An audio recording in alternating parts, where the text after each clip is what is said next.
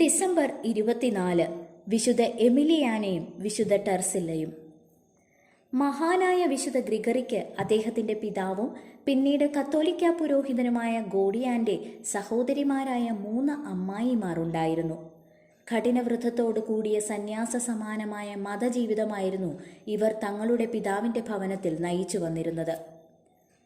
Tarsilla, Emiliano, ഗോർഡിയാന എന്നായിരുന്നു ഇവരുടെ പേരുകൾ. ഇവരിൽ ടർസില്ലയും എമിലിയാനയും തീക്ഷ്ണമായ ഭക്തിയിലും കാരുണ്യത്തിലും രക്തബന്ധത്തിനും മേലെയുള്ള ഐക്യത്തിലായിരുന്നു. അവർ റോമിലെ ക്ലീവസ് കോറി മാർഗത്തിലുള്ള തങ്ങളുടെ പിതാവിൻ്റെ ഭവനത്തിൽ ഒരു ആശ്രമത്തിലെന്ന പോലെ ജീവിച്ചു. ഒരാൾ മറ്റൊരാളെ നന്മയിലും കാരുണ്യത്തിലും വളരുവാൻ പ്രേരിപ്പിക്കുകയും മറ്റുള്ളവർക്ക് മാതൃകയാവുകയും വിധമുള്ള ജീവിതം വഴി ആത്മീയ ജീവിതം നയിക്കുകയും ചെയ്തു.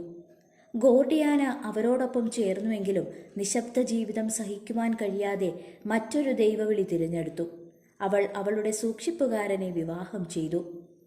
ടർസില്ലയും എമിലിയാനയും അവർ തിരഞ്ഞെടുത്ത ഭക്തിമാർഗം തന്നെ പിന്തുടരുകയും തങ്ങളുടെ വിശുദ്ധിയുടെ പ്രതിഫലം ലഭിക്കുന്നത് വരെ ദൈവിക സമാധാനവും ശാന്തിയും അനുഭവിച്ചുകൊണ്ട് ജീവിച്ചു.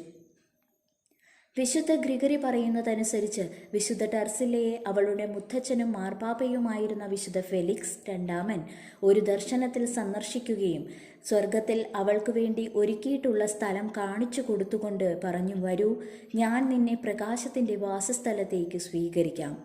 ഉടൻ തന്നെ അവൾ രോഗബാധിതയായി കിടപ്പിലായി.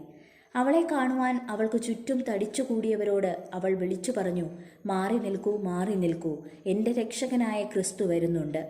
ഈ വാക്കുകൾക്ക് ശേഷം ക്രിസ്തുമസിൻ്റെ തലേദിവസം രാത്രിയിൽ അവൾ തൻ്റെ ആത്മാവിനെ ദൈവത്തിൻ്റെ കൈകളിൽ സമർപ്പിച്ചു. നിരന്തരമായ പ്രാർത്ഥന മൂലം അവളുടെ കൈയും മുട്ടുകളിലെയും കാൽമുട്ടുകളിലെയും തൊലി ഒട്ടകത്തിൻ്റെ മുതുകുപോലെ പരുക്കനായി തീർന്നു.